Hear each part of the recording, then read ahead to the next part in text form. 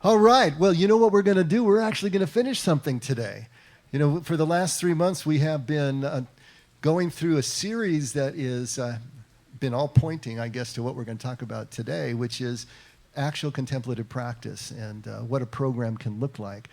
And even though I'm saying we're officially ending the series, it doesn't mean we're not going to keep talking about it, because that's what we're about here, is contemplative practice. And so it's always going to be coming up.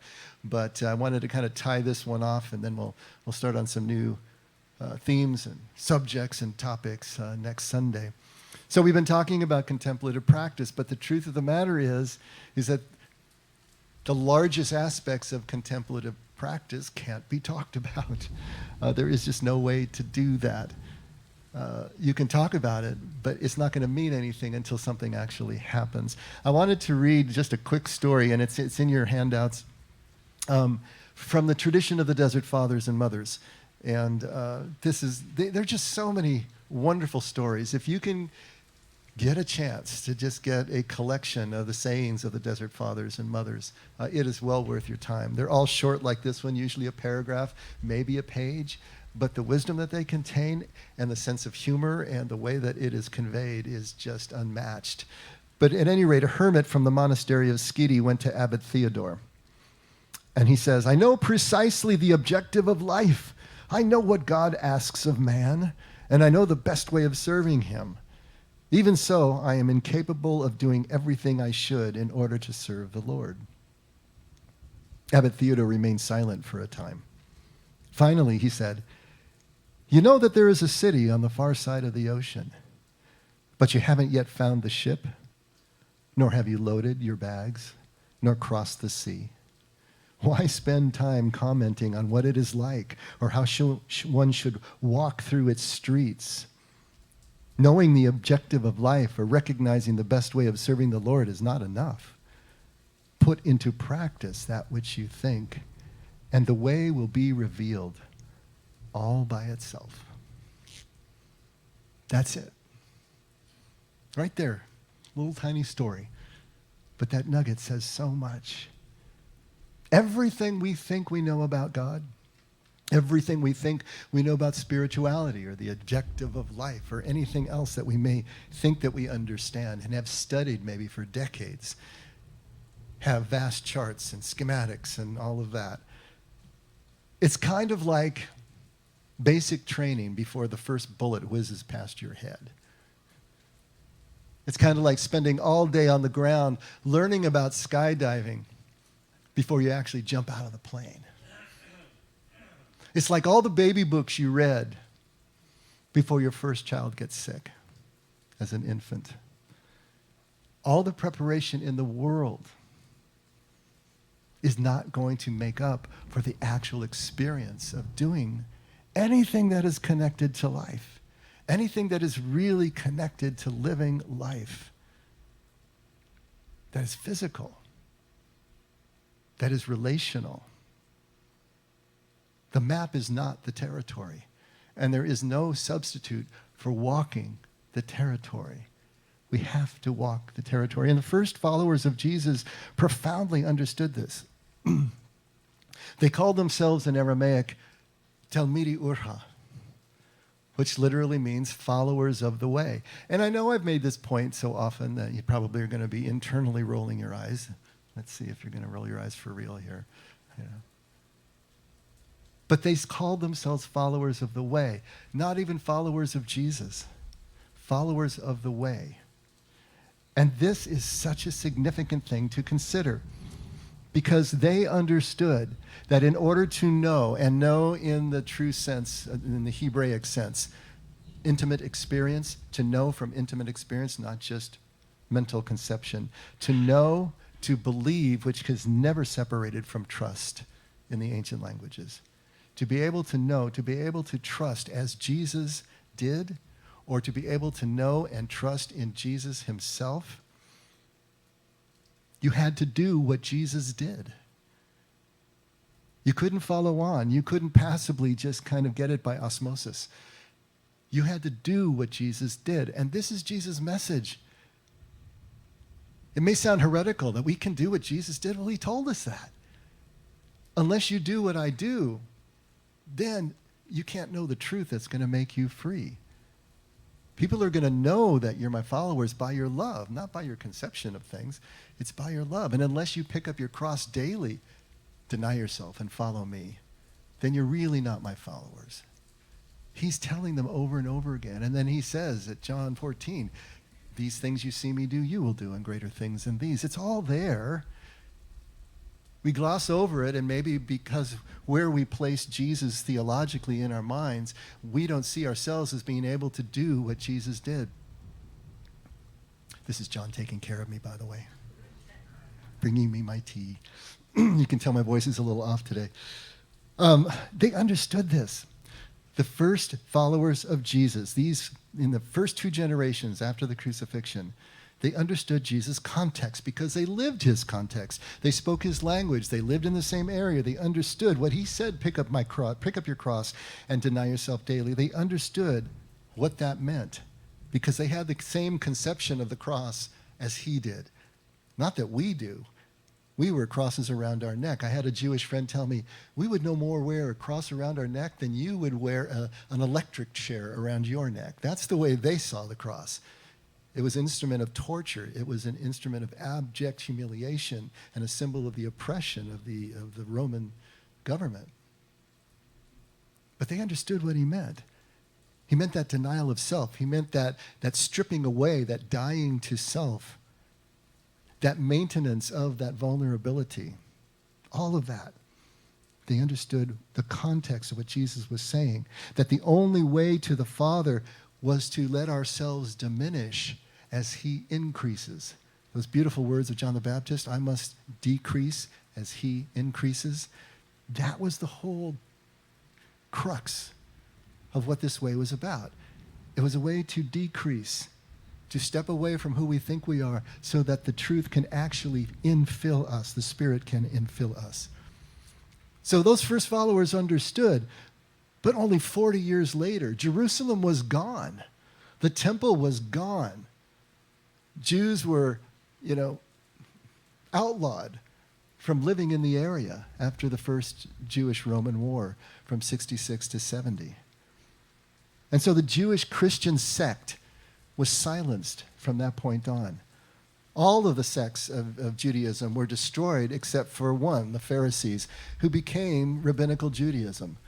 Their understanding became what is now rabbinical Judaism, but that's the only thing that survived. And so as far as Christianity had spread up through the first Jewish-Roman war at the end of the first century, the only thing that's continued were Gentile Christians, were Greek Christians, were Roman Christians, who were now finally called Christians. They weren't calling themselves followers of the way anymore. And they had a very different understanding because they were no longer in that Jewish context. Jesus' way now, under their care, became intellectualized. It became theologized. It became philosophized. We've often said in here that modern Christianity is much more heir to Greek philosophy and Roman law than it is to Jesus' original Hebrew message. And that's what we're, of course, trying to turn around here at the Effect. We want to go back to that original message. So the Gentile followers of Jesus, more and more, became about their way, became more about what you believed than how you lived. Now, obviously, it's not hard right and left, but institutionally, the church was all about the creed, was all about the theology. That defined, and that also excluded others who didn't follow that orthodox theology.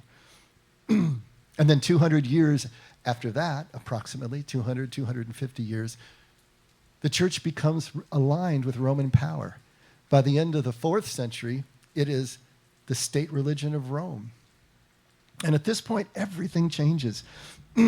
All sense of Jesus' way is officially lost in the church as it becomes aligned with Roman power and all that means. Now, that doesn't mean that the church could no longer help to guide people to Jesus. Many Christians in the church found their way, but it wasn't part of the institution anymore. It wasn't part of the face of Christianity anymore. And this was the moment that those desert fathers and mothers chose to leave their villages, to leave their towns, to leave their cities, and go out into the wilderness, into the deserts of Egypt and Judea and Arabia, to try to find out, what is it that we have lost? This doesn't make any sense anymore. Thomas Merton says they saw their life, their society, their church as a shipwreck. And as long as they were flopping around in the debris field with everybody else, they were no good to anyone. They had to get their feet on solid ground so they could reach in and pull someone out. And their way of doing that was to flee, to go into the deserts and create what became the Christian monastic movement. But they felt they had to leave the church in order to re-find what Jesus' way was all about in the beginning. And the desert spirituality that they developed there, which was a perfect mirror of Jesus' way, is called hesychasm. And I want to read just a couple of paragraphs from Henry Nouwen's book called The Way of the Heart. And we actually did this as one of our book studies a while back. And if you haven't read it, it's a small book, it's an easy read. It would be great for you to take a look at. Because what he is laying out is what this hesychasm really is. What is hesychastic prayer? What is this way of the heart that 4 centuries after Jesus had to be so radically imposed on communities of people because the church had taken a left turn at Albuquerque, right? Anyway, he writes, when Abba Arsenius had asked for the second time, "Lord, lead me to the way of salvation," the voice that spoke to him not only said, "Be silent," but also, "Pray always." To pray always. This is the real purpose of the desert life. This is in the handouts too, if you want to follow along. Solitude and silence can never be separated from the call to unceasing prayer. The desert fathers and mothers did not think of solitude as being alone, but as being alone with God. They did not think of silence as not speaking, but as listening to God. Solitude and silence are the context within which prayer is practiced. The literal translation of the words "pray always" is "come to rest." Isn't that interesting? Come to rest. The Greek word for rest is hesychia, and hesychasm is the term which refers to the spirituality of the desert. A hesychast is a man or a woman who seeks solitude and silence as the ways to unceasing prayer. The prayer of the hesychast is a prayer of rest. This rest, however, has little to do with the absence of conflict or pain. It is a rest in God in the midst of a very intense daily struggle. Hesychia, the rest which flows from unceasing prayer, needs to be sought at all costs, even when the flesh is itchy, the world alluring, and the demons noisy. Remember when Jesus said, "I didn't come here to bring you peace, but the sword"? And we think, what's he talking about? He's the Prince of Peace, right? Well, the Prince of Peace is Shalom, or Shlama in Aramaic. When he uses the word, "I didn't come to bring you peace," the word the word he uses there is a different word. And it means tranquility. It means calm. He didn't bring that because he knows that this way is going to create all sorts of disturbance, both internally and especially between the person who is trying to follow the way and the people closest to him or her. It just happens. And this is what he's saying here. This rest doesn't mean that it brings tranquility and calm, but it does bring a rest that is indescribable until you have experienced it. Most of us think prayer is primarily as an activity of the mind that involves, above all else, our intellectual capacities. This prejudice reduces prayer to speaking with God or thinking about God. Since speaking with God usually seems to be a quite one-sided affair, prayer simply means talking to God. Great frustrations. If I present a problem, I expect a solution. If I formulate a question, I expect an answer. If I ask for guidance, I expect a response. And when it seems increasingly that I am talking into the dark, it is not so strange that I soon begin to suspect that my dialogue with God is in fact a monologue. Then I may begin to ask myself, to whom am I really speaking?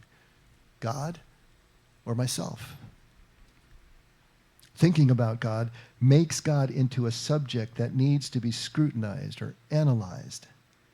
Successful prayer is thus prayer that leads to new intellectual discoveries about God.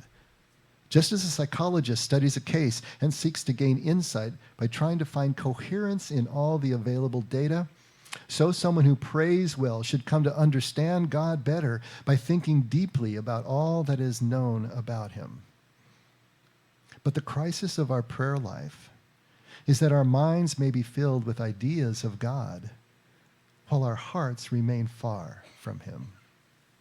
Real prayer comes from the heart. It is about this prayer of the heart that the Desert Fathers teach us. See, desert spirituality was kind of going back to the future, going back to the original way of Jesus that had been lost institutionally and by and large within Christianity by the 3rd and 4th century. It was back to a life of prayer, but a prayer of silence and rest, a prayer of pure identification with God, not a continual string of words or thoughts, but identification with God that permeated everything.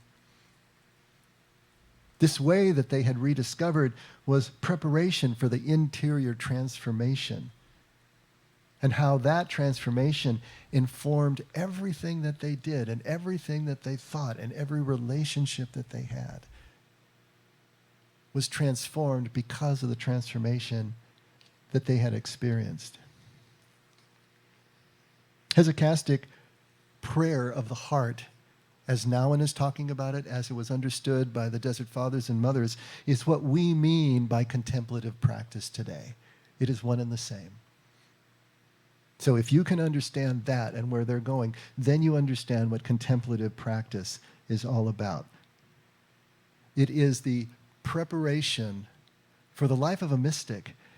And to demystify that mystic word, it simply just means someone who is completely full of being, presence, connection with God, with everyone, nothing standing in the way. Kind of like we prayed in that meditation during the worship set. To remove everything that stands in the way. To bring everything that will bring us closer to you. And then to detach me from myself, from the thoughts and the belief systems and everything else that keeps me apart, keeps me subject and object at arm's length from God. The contemplative way is geared in exactly that way. That's what we're trying to do. A mystic is someone who lives that life. Intellect out of the way, pure being, presence, and connection. A mystic is someone who is literally living the ultimate fulfillment of human purpose. What is our purpose? I can't say it any better than it's connection. It's a sense of unity and oneness with everyone and everything. And here's where Brené Brown is brilliant. And if you've seen The Power of Vulnerability, that short TED Talk that she's had up for, I don't know, a decade now or something, with I don't know how many tens of millions of views. If you haven't seen it, please, Power of Vulnerability, Brené Brown, and just take a look. But just to summarize what she's saying, in her 10 years before that of being a researcher, she's a social worker and a researcher, and she was trying to study, what makes people happy, what makes people tick, what's going on here. And she said basically of everyone she studied, they fell into two groups. Those who were connected and had connected and fulfilling relationships, and those who didn't. And she said, what was the dividing line between those two groups of people? And she said it was shame. But her definition of shame is important. It is the fear of disconnection. That's how she defines shame. So the person who was fearing disconnection, fearing that people would not connect with them, were the ones who remained disconnected. But these other folks somehow had moved out of the catch-22, right? and had found connection. How did they do that? She said those people had the courage to be imperfect. They had the courage to let their vulnerability show to others and then find out that they didn't run screaming from the room after all. They stayed in connection with them and proved to themselves that they were connectable. The ones who led connected lives believed that they were worthy of connection. Simply that. And it was their vulnerability, their willingness to show their vulnerability that proved it to them in the process. We have to break through the shame, which means we have to break through the fear, right? Now, the Bible tells us the only thing that casts out fear is love. Perfect love casts out fear, right? So it's only the experience of that love. It's only the experience of the acceptance that is going to cast out the fear. And so we're into that catch-22, right? We can't break the shame until we experience the love, and we can't experience the love until we break through the shame. How do we do that? Well, she tells us it's courage. What is courage? Courage is the ability to act in the presence of fear. It doesn't mean the fear is gone. It means you act anyway. Somehow these people were willing, or maybe they were lucky enough to grow up in a home of origin that had that kind of connection with each other. And so they learned that they were worthy of connection as children. Beautiful, the way it's supposed to be, right? How many of us grew up in homes like that? So those of us who didn't have to find a way to be able to be courageous enough to act in the presence of our fear, in the presence of our shame, and let people see that we're not perfect and find out whether they will reject us or accept us or not. And some will reject us, but most won't. And that's how it works. That's how we get past the catch-22. We act as if we are connectable, and then we find out that we are. And it's going to be exactly the same way with God. Only here with God, we're going to move from courage to faith. Because faith, just like courage, is the ability to act in the presence of doubt, in the presence of uncertainty. And so when we can do that, when we can act as if God already accepts us, we will find out that he does. Contemplative practice is a practice of living and acting as if God accepts us. Showing our vulnerability to God, stepping away from all our defense mechanisms and everything that we built up in our minds and in our lives. And in that pure presence, that's where we find out what is really going on with God. So how do we do that? How are we going to pull this off? And there's two ways.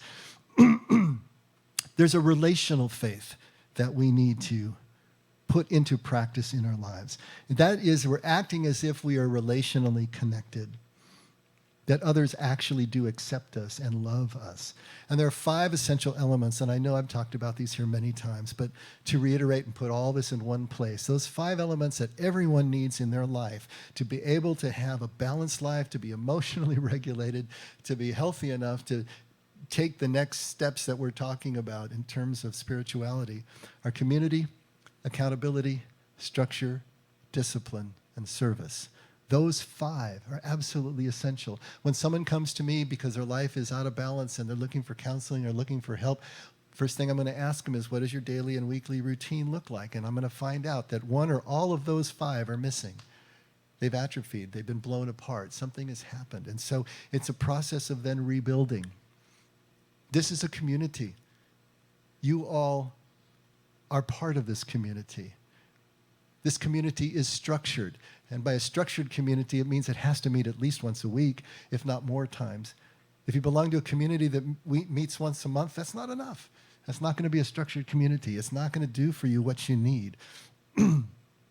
So you need a community that has a structure. They meet, they have formal meetings, and they do this and do that. They have dinner together. They wear funny hats. Whatever they do, but you're disciplined to that. You actually show up for those meetings. And you don't just show up and hang on the wall and check a box that you were there. You get connected with people. You come early and you talk and you get to know people and you get phone numbers and you stay late and you do the same, so that by the time that you're really connected with them, if you miss a meeting, everybody notices.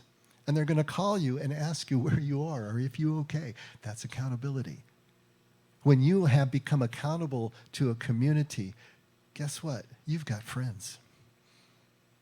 You're not going to be that pastor who finds himself or herself so isolated that they're not going to end up retiring a pastor. That's what this is all about. And if you do that, if you are accountable to a community and disciplined to their structure, there is going to be no end to your opportunities for service. It doesn't have to be formal. You don't have to take a commitment. All you have to do is keep showing up. And you're going to find people who need something, even if it's just to sit for half an hour after the meeting and talk. But service closes the circuit. Service brings it all together again. This is that relational faith we're talking about, to step out even in the midst of your fears and rebuild communities. It doesn't have to be one community. It can be across many communities. Your work is a community if you treat it this way, if you're really there and accountable and connected and of service, as well as just being disciplined to the structure and the paycheck. It can be a church, it can be a school, it can be a family, it can be anything. It can be a chess club. And you may not get everything from every community, but across those communities, all five are present. Beautiful. But we need this. We need those elements. They're focused across all our human relationships, and it breaks down our shame as we find ourselves accepted, looked forward to in this community life, right? And the fear and the shame breaks down. And it keeps us, importantly, spiritually grounded as well. It keeps our spirituality grounded. It keeps it relevant. It keeps it humble. It keeps us submitted. It keeps us loving, and it keeps us serving. Absent this connection, this groundedness, our spirituality can become really aloof. It can become disconnected from human relationship. And then it becomes just narcissistic and worthless. As pious as we may think we are, as learned as we may think we are, if we're not grounded in human relationships this way, then our spirituality is serving nothing. This is what Jesus was trying to tell us. It's not going to be your faith. It's not going to be what you know about the law. It's going to be your love that defines you as one of my followers. The way that you treat each other in these 5 ways. That's what it's all about. When we've established that, in conjunction with establishing that, then there's our spiritual faith. Acting as if we're connected spiritually as well as relationally, which means we are stepping out to find out that God accepts us and loves us. And this is where contemplative practice comes in. Now we're going to take those 5 elements, community, accountability, structure, discipline, and service, and we're going to turn them inward. We're going to create a program for ourselves that is an interior community of us and God. Remember, solitude is being alone with God. That's our community. And we're going to be accountable to God in the same way. We're going to show up open and vulnerable. We're going to take time. We're going to create an actual structure to our program, whatever it is for ourselves, but we're going to be disciplined to it. All of that is part of the contemplative practice. Practicing presence, awareness and presence, beyond our thoughts, beyond our emotions, beyond the small self, that egoic self. It's going to expand out. And the contemplative practice and process is going to be a process of subtraction. Those 4 S's that we've been talking about, silence, solitude, stillness, and simplicity, are all agents of subtraction. We're taking something away, right?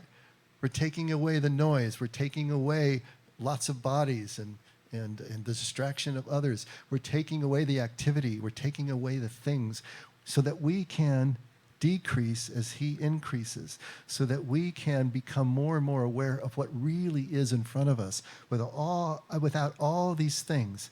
Remember that prayer, take away everything that keeps me from you. Stripping away our beliefs, our distractions, so we can see what is. This is contemplative practice. Now, just living life is going to do a lot of this for us. As Richard Rohr says, it's great love and great suffering that are the 2 paths toward the transformation that we're seeking here. Because love and suffering both have the power to strip away our illusions, strip away our distractions, and to reveal real priorities as they should be, and real values as they should be, like Nothing else really does in life. When you fall in love, everything just kind of falls away. And when you get hit with a loss that is so traumatic for you, everything kind of falls away, doesn't it? And you are here and now, raw, seeing life as life really is. Contemplative practice is a way of living pointed intentionally at that kind of pure connection, that kind of raw reality, being able to see what is really in front of us, present, by subtracting, by simplifying our way to a truth that will set us free. What Jesus said was the only way to the Father, this only way of Jesus. This is what contemplative practice can do for us. Instead of having to wait for life to strip us, or as we say in the program, hit bottom, bringing the bottom up to us, it's a kinder and gentler way of being able to get to that same place, or use both of them, our program and life, meeting in the middle of this place of pureness and awareness, and softening the blow of the traumas that we face in life at the same time, because we've been practicing those little deaths. We've been practicing stepping away, picking up our cross daily. And there are tools that we can use in contemplative practice. And these tools are sets of activities and sets of practices that are all geared toward building awareness, all geared toward stripping away anything that obscures presence. And I like to categorize these in two places. The first is offline. Offline is away from our regular daily activities of living, right? Our ADLs. We're going to be away from that. So we're going to carve out time. And the goal of this offline, carved out contemplative practice is to hit the place of choiceless awareness. And we talked about this a couple Sundays ago. It's being hyper-aware, but choosing not to focus on any one thought, sense, emotion, choicelessly, just being aware and present. That's going to be our goal, and everything that we're doing in this offline, carved-out time, this quiet time, is going to be geared toward that. Now, it doesn't have to be real formal. It can be informal. It can be time that you set aside. But remember, it's got to be structured, and you need to be disciplined to the structure. So set something up. What is it? 3 times a week, 4 times a week? Maybe you say, I'm never going to let more than one day go by that I don't at least have my 20 or 30 minutes in the morning. And maybe all I'm going to do is sit quietly with my cup of coffee, drink the coffee, but not think about the coffee. Watch the shadows move across the room early in the morning, but not think about the shadows, just let them move. Hear the dogs barking and the birds going and the fountain in the backyard, whatever is going on, but without thinking about it, and just allowing this time to be fully present. It can be just that. You can start with some devotional reading and then just let that fade off. You think about it for a while and let that fade off. It can be anything you want it to be, but the goal, again, is choiceless awareness. If you're doing what you're doing with that goal in mind, it is contemplative practice, and it's taking you toward where you want to go. Aware, but choosing not to think. Now, what is online? Online, then, is in the middle of your day. It's throughout your day. It's your online time. And now we're talking about mindful presence all day long. Now, presence, mindfully, is the fruit of what you're doing offline. If you get really good at being able to move into choiceless awareness and hold yourself there, then when you get into the fray of the day, right, into all the distractions and the craziness and the pressure and the multitasking and everything you have to do, that you can come back to that mindfulness. You can come back to the only thought in your head is the task at hand, what you're actually doing, who you're actually talking to. And beyond that, you don't think about it at all. You just do what you do. It's like you're watching yourself do the task, but you don't even have to think thoughts about it. You're completely present. You're completely immersed. That would be the mindful presence. That, to the Desert Fathers and Mothers, is the continuous prayer. Aware of our connection, aware of the service, aware of what we're doing, but not thinking about it, not having anything inserted between us and the pure presence and God's presence unseen in the moment. That would be the mindful presence. That would be online. Now, I'm going to talk about 3 techniques, 3 activities that we can do in each of those, offline and online, so that you kind of know the lay of the land. What is it that we're working with here? Well, when we talk about offline, what we're really talking about, of course, is meditation. We're talking about centering prayer. And I'm going to add in contemplative journaling because I think that's a really useful tool. It worked well for me, and I think it can work for you as well. So first of all, meditation. This is a bit of a sneaky one because a lot of people think that they meditate already that I've talked to. And most people that I talk to that are meditating are using some sort of app on their phone. And there's nothing wrong with those. Those are good tools as well. But if you're using an app on your phone, then most likely you're either listening to music, environmental sounds, and usually a voice that is talking to you, either doing some guided imagery or doing affirmations or whatever it is you may program it to do or choose for it to do, but there's a voice talking to you. As long as we're listening actively to a voice, as long as we're listening to music or whatever, our minds are still active. We're still using our minds. That can bring our attention to a point. That's what we're trying to get away from. But maybe using the app is a good first foray into meditation, like training wheels on the bike, right? Boosters on the rocket. And you need those to get started. Perfect. Just go for it. But then understand that there are training wheels. And so in the app, at a certain point when you've gotten really good at being able to sit for 20 or 30 minutes in that mode, turn off the voice. And you're just left with the music. Then turn off the music and you're just left with the rain or the wind, and then turn that off because your goal is to get to absolute silence. And maybe you need to just wean yourself off of those helps and get to that place. But see if you can do it. Where we want to end up is in that place of silence. Because what we're trying to do is get to, through choiceless awareness, an awareness of our deeper self. Awareness of God's presence behind that and how the two are one. Now, there are 2 ways that we can, or there's one way that I want to talk about in terms of a technique for meditation is actually a Buddhist technique. In the original language of Pali is called anapanasati. Anapanasati means mindfulness of breath, or mindful breath, if you will. It's going to be following the breath. And then built on top of that is called vipassana, which literally means to see clearly or to see things as they really are. And so built on mindful breath is the ability, as we get deeper into it, to really be able to see things as they are because everything else is cleared out. So how do you do this type of meditation? Really simple. First of all, find a good place to sit. Do you need to be in a full lotus position? Absolutely not. Unless you still have that kind of flexibility. You can if you want to. You can sit cross-legged, but you can just sit as you are right now. Feet flat on the floor, uncross things that are going to, go to sleep if you don't. Your back against the backrest, sitting straight up, your head balanced. You don't want to lean back because anything that's going to cause you to go to sleep, you're going to lose it. You don't want to go to sleep. Your head balanced and just sitting comfortably, hands in your lap any way that feels comfortable to you. I mean, you can do this if you want to, but not necessary. And then after you have got the posture, eyes closed, then take a cleansing breath, just a long breath.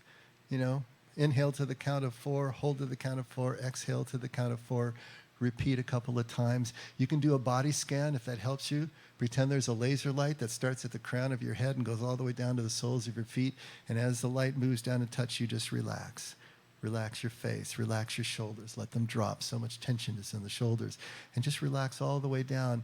And when you are really just in a very grounded, seated position, then notice your breath. With your lips closed and you're breathing, as you inhale, it's going to feel cool around your nostrils. And as you exhale, it's going to be warm on your upper lip. And you just focus there. Cool, warm, cool, warm. You notice the breath. However it is. If it's fast and shallow, notice it. If it's slow and deep, notice it. Don't control it. Just let it be what it is. Cool, warm. And every time you realize that your mind has grabbed onto a thought and is running away down the street with it, you're thinking about the laundry list again, you're wondering when lunch is going to be or what you're going to have for lunch or, what about that tax form that I didn't fill? Cool, warm. Just come back to the breath and just keep coming back. When you first start doing this, you're going to have to be doing that every 30 seconds. Don't get frustrated. If the frustration comes up, cool, warm, cool, warm. Just keep coming back to breath. And that's it. The goal is to be able to do it 20 or 30 minutes. That's going to be an eternity at the beginning. So start with 5, start with 10, whatever, and then slowly build it up. But whatever you say that you're going to do, whatever your structure is, write it down on a grid or a calendar or something, and then actually show up and do it. You'll find you'll be getting better and better. Don't bring any expectations into the sit. You're not expecting some revelation from God. You're not expecting an answer to a question. That's not the point. If you come in with that, then you'll be thinking about that the entire time. And the whole point of this type of meditation and centering prayer that we're going to talk about in a second is that you're not looking for any answers. You're looking to let go of your need for answers. You're looking to just be present with God's presence. And if there's anything in you that's saying doing a Hindu process is wrong or a Buddhist process is wrong, it's your intention that sanctifies these things. There's nothing in themselves. This is a physical process. But your presence makes it sacred and makes it spiritual. So just show up to it. The advantage of mindful breath is that your breath is constant and it's always there. And you can stay focused on it. And maybe that's easier for you.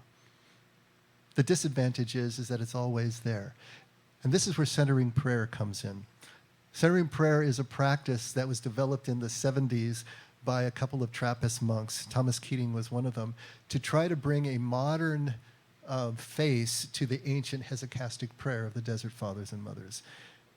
And so what they devised is everything is the same in terms of sitting and how you sit and your posture and the cleansing and all of that. But instead of following the breath, you're going to come up with a sacred word.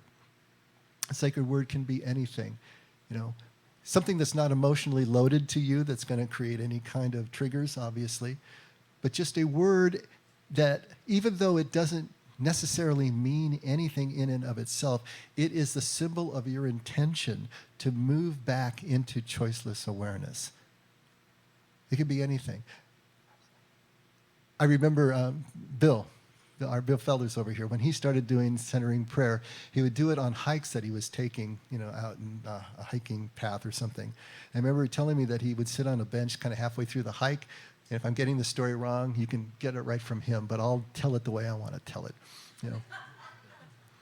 He said halfway through he'd sit on a bench, and one day he was just having the hardest time. He couldn't break through. His thoughts were crowded, and he kept saying his sacred word, and he opened his eyes kind of in frustration, and he saw a cactus. So cactus became his sacred word, and it worked just great. It was part of the environment. It was organic, and it didn't have any kind of loading to it. It worked. Your sacred word can be anything. Here's how you do it. When you're ready, you're set, you're comfortable, you just gently say internally, silently to yourself, your sacred word. It's not like you're forcing it. You just kind of lay it down. Thomas Keating says as if you're laying a feather down on absorbent cotton, just gently. And then my best analogy is if you've ever sat by a still pool of water that has a film of dirt on it, and you drop a small pebble in, as the rings expand, it clears that circle. That circle is completely clear as it moves the dirt out with the rings. And then slowly as you watch it, it closes back in again. So when you say your sacred word, it clears this space, and you can just be in that space until it closes back in. And when you realize you're thinking again, you just say your sacred word gently again to yourself. Clears the space. Now, in between, since it's intermittent, only you say the sacred word as you need to, you have this time that's completely alone with God. And it can be beautiful. And as you get further into it, these stretches can be long. And you're just there, just present, saying the sacred word only as needed. Again, the intent is choiceless awareness, to spend time in that space. Things will happen, but not during the sit. It's amazing how it works. Any revelations, anything that you get is going to happen during the day. Things will start to connect. Stuff will start to happen. But you can't predict it. And it's not going to happen on your time scale. Your job is simply to show up. Just keep showing up. Now, for a lot of people, just to be able to sit for 10 minutes completely still, they're just way too ADD for that. It's not going to happen. Everything's going to itch, and everything's going to itch anyway. You're going to feel, it's like you're going through detox when you try to sit still for that long. And so do a walking meditation. Nothing wrong with that. You can simply walk the perimeter of your room very slowly, just watching each foot, and then you go into the same kind of, whether it's vipassana or whether it's centering prayer, go into the same mode, but you have the body moving, which can help. You can walk the backyard. You can actually walk around the block, but make sure it's a time that's either early enough or late enough where there's not a lot of foot traffic and things you need to worry about, things that would distract you, and you can just follow the sidewalk around.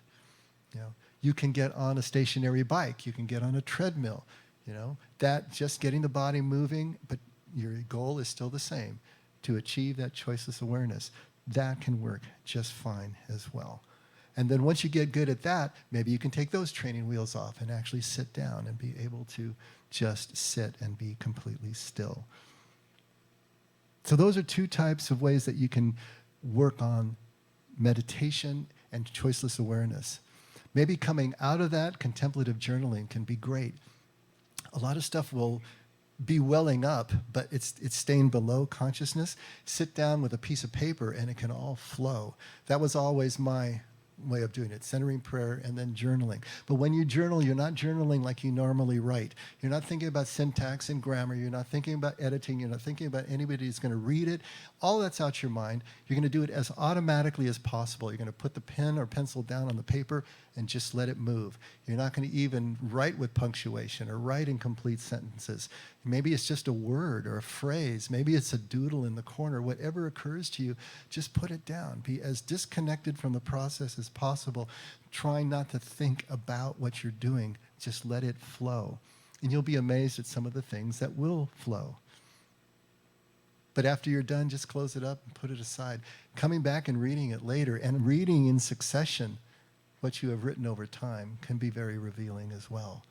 But those are three ways, offline, carved out time, where you can really start to establish a contemplative bed and a way of honing those techniques so that you can bring them online, bring them into your day. Okay, what are the three for online? Well, the first one is going to be mindful presence that we were talking about.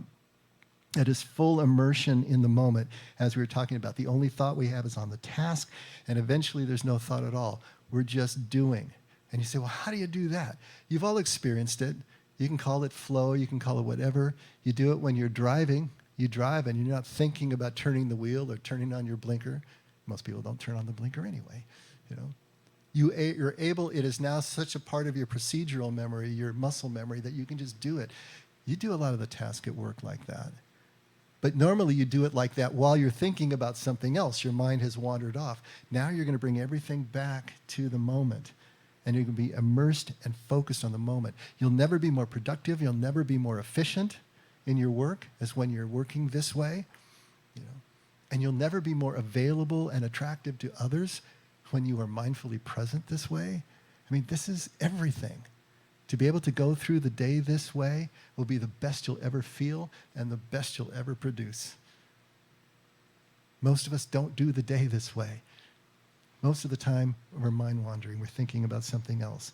So to be fully present and absorbed. And then every time you realize that your mind has wandered off, you use one of the techniques that you have used. You either come back to breath, you say your sacred word, and you come back and you focus.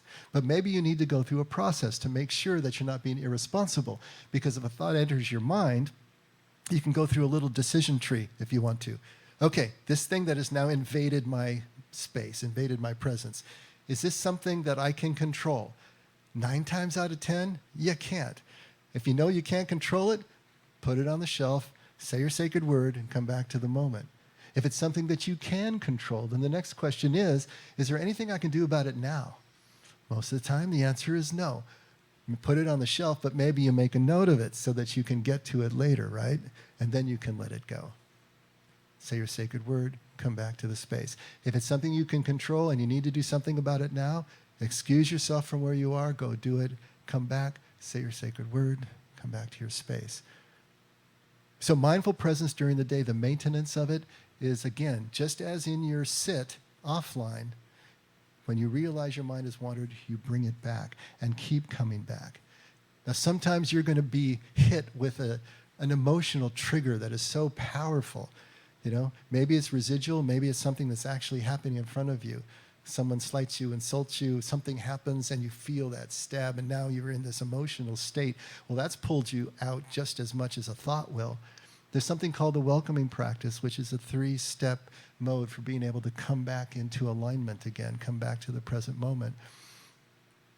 And it's simply to, first of all, acknowledge that you've been triggered with an emotion. And you don't stuff it. You don't push it away. You don't say, I shouldn't be feeling that. You acknowledge it. And you lean into it, and you sit with it. And the second stage is to actually welcome it. Welcome anger. You're a part of me. But you don't own me. See the difference? And then the third is to say a short prayer or an affirmation that allows you to move through it and come back to the moment again. And so there's a formulaic one that has to do with the three major, or the three pairs of major drives that each one of us had. I let go of my need for survival and security. I let go of my need for esteem and approval and affection. I let go of my need for power and control. I let go of my need to change the situation and just be within the situation. So if I can let go of all those things that are usually the triggers for the emotion at the beginning, and this is just a reminder to do that, now I can come back and let the emotion begin to subside. It's a welcoming practice during the day can be a very useful tool for coming back from powerful emotional triggers. A third thing that you can do are contemplative walks. But you can do this just as you're walking from office to office or building to building or driving where you drive. But as you walk, be very aware of everything that you see, but don't name it in your head. It's not a tree. It's not a sycamore. It's a wordless shape against a sky that is reflecting light, and you're just noticing the shape. You're noticing everything, but you don't bring it to a thought in your head. Hyper aware of all the sensory input, but not thinking about the sensory input. Keeps you in that contemplative space. So these are 3 ways that we can stay immersed during the day, building upon the 3 ways that we can hone our ability to achieve choiceless awareness. It has to be part of a program that you build for yourself. Contemplative practice is not going to be a crash course. It's not going to be a crash diet. It's not going to be a pill that you can take for a quick change or outcome. It's not like studying for a test where you can cram and then just take the test. It's going to be like an aerobic program where you just show up every day, get your heart rate up into the target area, and hold it there for 20 or 30 minutes. What we're doing is taking our brain waves and pulling them down into a target area and holding them there for 20 or 30 minutes. And just like the aerobic program, you're not going to see any results at first. And it's going to be full of resistance for you, and it's going to hurt, and you're not going to want to do it, and everything in you is going to want to quit. But if you stay with it long enough and you start to see the first inklings of change and results, and that spurs you on to keep doing it, and then you find yourself actually looking forward to your workouts, it's the same way with contemplative practice. But that's where the discipline comes in, just continuing to show up. It only works, quote unquote, over time, but only if it's structured for you. It's your structure. It can be anything you want, but you structure it. And then it only works if you're disciplined to the structure. It's also only going to work if you're not thinking about the outcome. This isn't a focus on an outcome. It's about being part of and participating in a transforming process and the discoveries that you make along the way. But the more focused you are on an outcome or what you want to achieve, the revelation or the illumination that you seek spiritually, the more that stuff evades you. All that is a byproduct of just showing up to a process. It happens that way. It's not direct. If you focus on it, you're doing the exact opposite of what contemplative practice is about.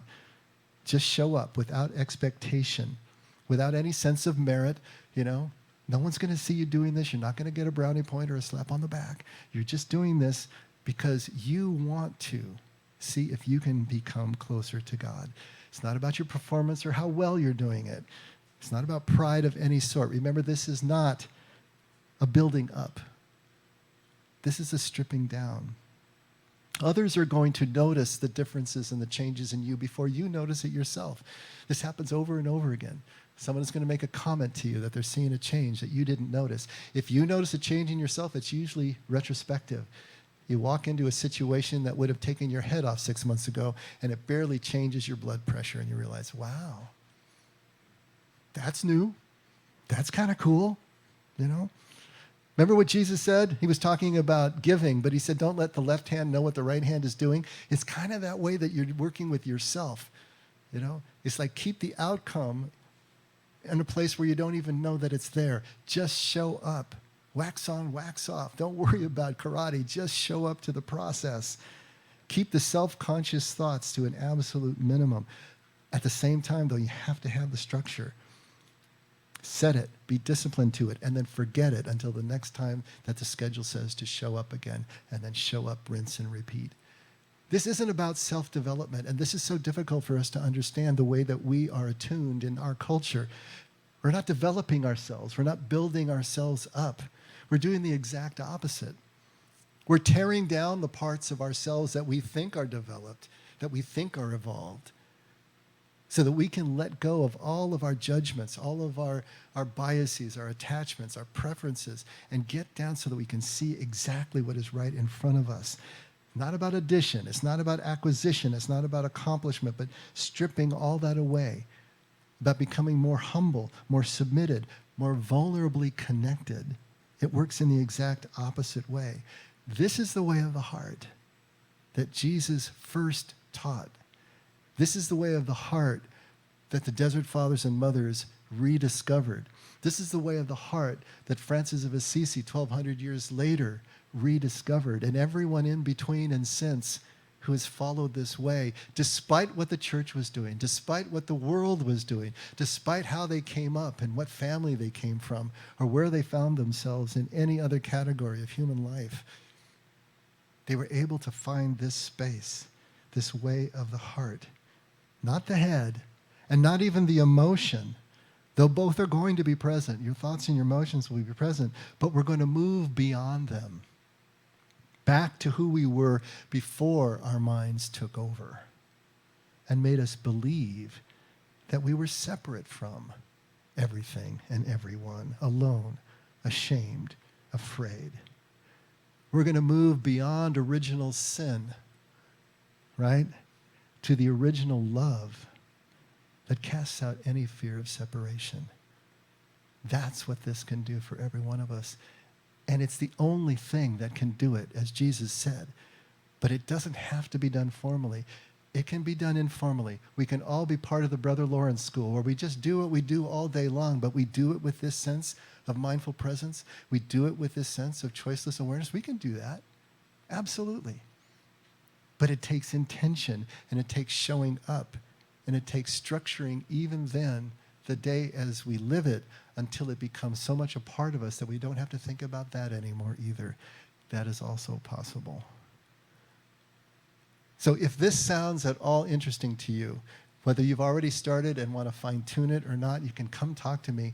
But there are materials online. I've done the set of videos and the 2 ebooks, and they're on our YouTube channel. You can grab them there, and I can tell you where the link is and all of that. But this whole last few months is about hopefully giving you the what, the why, and the how. You know, what is contemplative practice? Why is it so critically important? Why is it important to you? And how do you do it? And then any help you need along the way is why we're here. So if you're interested, let's talk. Because having someone along the way with you who's maybe a couple of steps ahead can make all the difference in the world. Because I guarantee you, even after a talk like this, or even after you read more, you're going to have 100 questions. And you get those answered, and you get started, you're going to have 100 more. And you're going to wonder, am I doing it right? This can't be right. This doesn't feel right. This got to be wrong. You know, just say, no, it's fine. It's exactly what happens. You know, that can make a huge difference. Avail yourself of everything that is possible to leave no stone unturned to find your way to your best relationship with God and everyone in your life. Let's pray.